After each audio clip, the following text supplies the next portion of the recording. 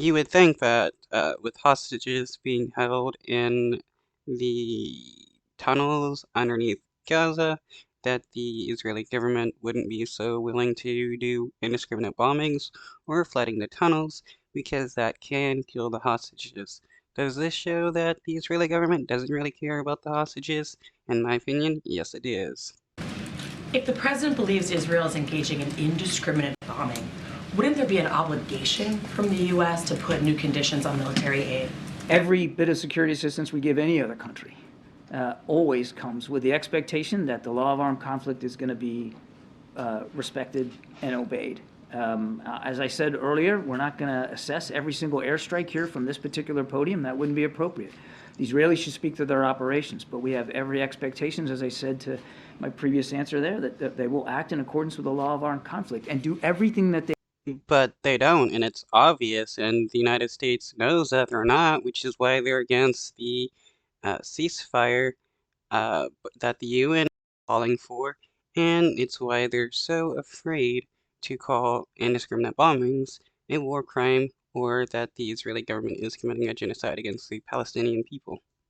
They can to match their intent, which is to minimize civilian casualties. But if they aren't, then isn't there an obligation for the U.S. to change the way that it's delivering military aid? That's a hypothetical that I'm not prepared to engage in right now. Hypothetical if he's saying indiscriminate bombing. That's a hypothetical I'm not going to engage in. We have expressed our concerns. The president. You know, when Russia does indiscriminate bombings, the United States is quick to call them out on that. But when it's the Israeli government, they're so afraid to call out the Israeli government on their war crimes. Has publicly and privately with the Israelis about the need to reduce civilian casualties, and we're going to continue to do that. I expect you'll see Jake address this too when he's in the region. And on the hostages, is there a concern that hostages could be held in tunnels that are potentially being flooded? Well, some of the hostages come out and said that they were held in tunnels, so it's not beyond possibility that Hamas could be holding at least some of them in tunnels as they move them around, which we have to expect that they'll do.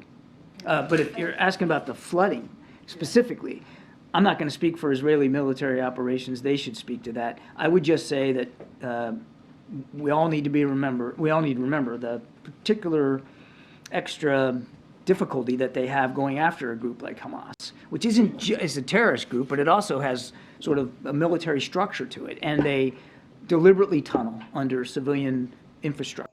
He's just beating around the bush.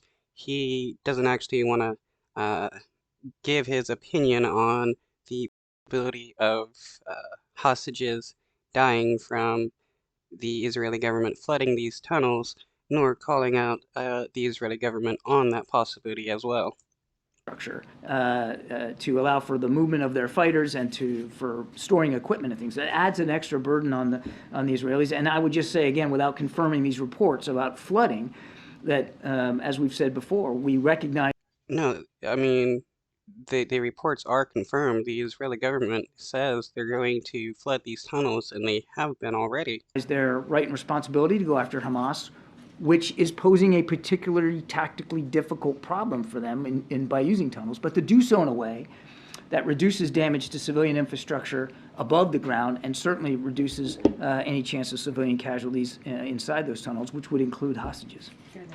I mean, if the tunnels where the hostages are in floods, they're going to die. So, I mean, this dude